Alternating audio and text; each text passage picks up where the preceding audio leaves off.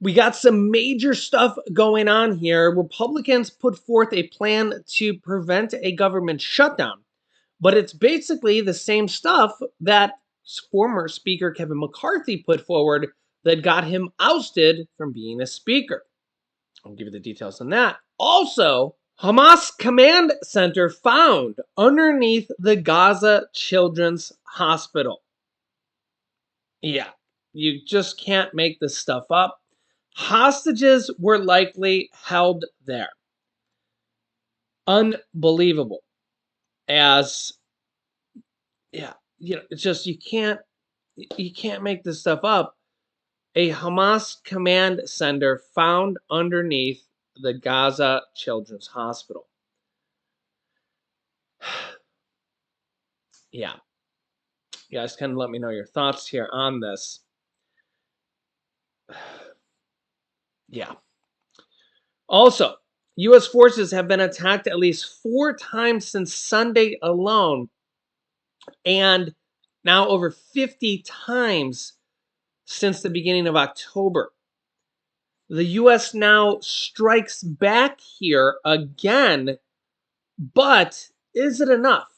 Take a listen here. Here is what National Security Advisor Jake Sullivan had to say at the White House. Take a listen. The U.S. yesterday launched its third round of strikes against facilities tied to Iran that were in Syria. I mean, you've said that this is in part to try to deter other attacks against U.S. service members, but in the hours since that attack, at least 4 times U.S. forces were hit in an attack. So how is this a success if these incidents keep happening over and over? Our goal over time is to ensure that our forces are protected and that we respond if we get hit. That is what we have done. That is what we will continue to do. And this should be measured over the course of time, not over the course of 24 hours. Now, if Iranian proxies continue to strike American forces, we will continue to respond. President Biden has been straightforward about that. We have followed through on that. We will continue to follow through on that because the president's view is ultimately he has got to look out and safeguard the security and the physical safety of all of our forces in both Iraq and Syria. We're going to continue to do that, and we have made clear that if we continue to get hit, we will respond. The co-founder's son of Hamas says that Hamas cannot be negotiated with. Hamas has said that they want October 7th, the initial attack on Israel, with over 2,000 missiles and over 200 hostages taken that have still not been released back. Israel continues to be attacked on 3 different sides, now by 3 different armies, Hezbollah, Hamas, and the Houthis. So keep this in mind, that Hamas cannot be negotiated with. Yeah, and that they want to continue attacking Israel over and over and over again. Republican Speaker Mike Johnson will need a passing vote to prevent a government shutdown here by the end of this week, Friday, actually, I believe. So they're under a very tight guideline here to get this done.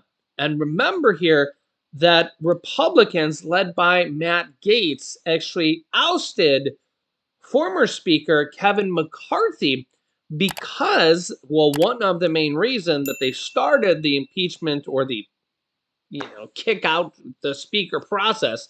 So this is actually the first time a speaker has ever been removed in this way. Republicans actually removed their own Speaker of the House that they elected. And Matt Gaetz said that the reason they did this is because they did a continuing resolution and actually agreed with Democrats and chose to do a continuing resolution.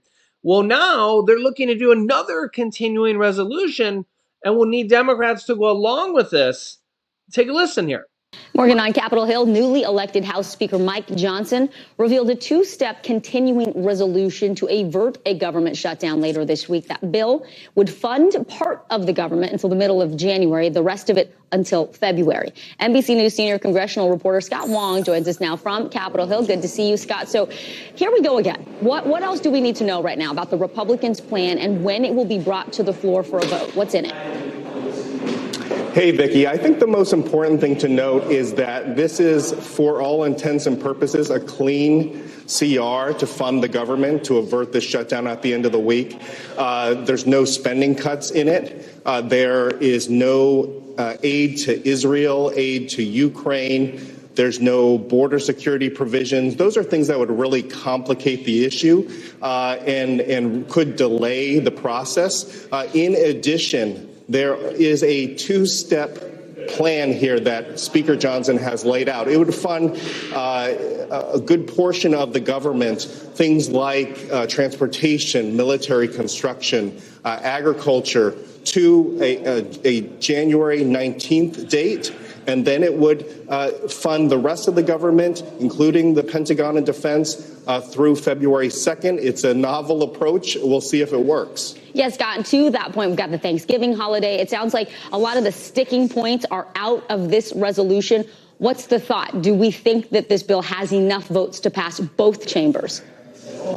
Well, already Speaker Johnson is losing GOP defections on his side of the aisle. A number of conservatives have come out in opposition to his two-part CR. They're saying they wanted spending cuts. They wanted other provisions tucked into this. What that means is because his margin in the majority is so narrow, he will absolutely need Democrats to jump on board and support this thing. One Democrat so far has said he will join Johnson in supporting this. That is presidential candidate Dean Phillips, who's running against Joe Biden in the 2024 race.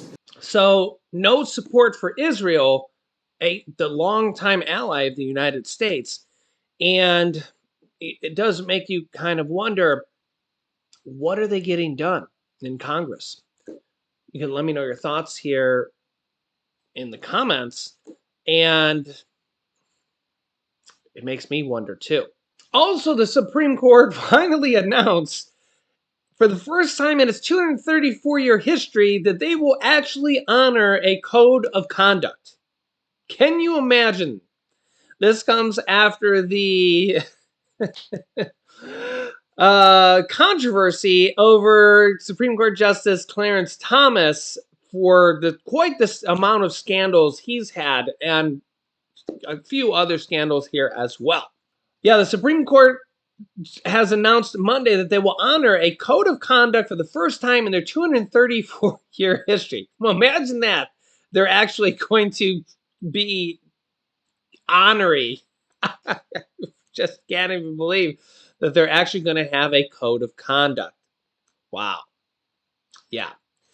A response to a litany of recent controversies involving private jet travel postifications accepted by some justices, Clarence Thomas, that polls suggest has undermined public faith in the nation's highest court. They say for the most part, these rules and principles are not new. They just didn't follow their own rules and principles, the court said in a statement.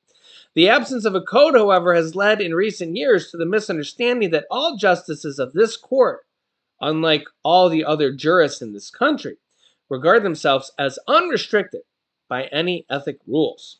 The code, which the court said was agreed to by all 9 current members of the court, encourages justices to recuse themselves from a pending case if they have a personal bias or prejudice from concerning a party. It just encourages them to recuse themselves from a case. Doesn't mean they have to or will. It also says justices should not speak at events sponsored by or associated with a political party or group that has a substantial financial interest in the outcome of a case before the court. You know, because these justices literally take money, gifts, and bribes, because this is what this is all about, because they do, and it's been proven. And I'm not just saying one justice in particular, they probably all do. and can accept, quote, reasonable compensation and reimbursement for travel if the source of the payment does not give the appearance of influencing the justice's official duties and otherwise appear improper. Some people are saying this is a step in the right direction. How much effect this will have? Very little, I think. The reality of it is these Supreme Court justices are taking millions of dollars in gifts and not even reporting it. Even when they get caught, nothing happens. How much of this is happening to congressmen, congresswomen also is probably a very large sum and concern to Americans we should be looking at as well. So let me know your thoughts. I'm just here bringing you guys the truth of what is happening here in our country. If you appreciate this, don't forget to leave a like down below, leave a comment down below. Let me know your thoughts. If you haven't yet, subscribe down below as well. It's completely free to do so. New videos come out here every day at 8 p.m. Eastern Standard Time, and I'll keep you up to date. Click here to see my video about a U.S. general warning Americans about what is about to happen, or click here to watch my newest video next. Thanks for watching, guys, and I will see you in the next video.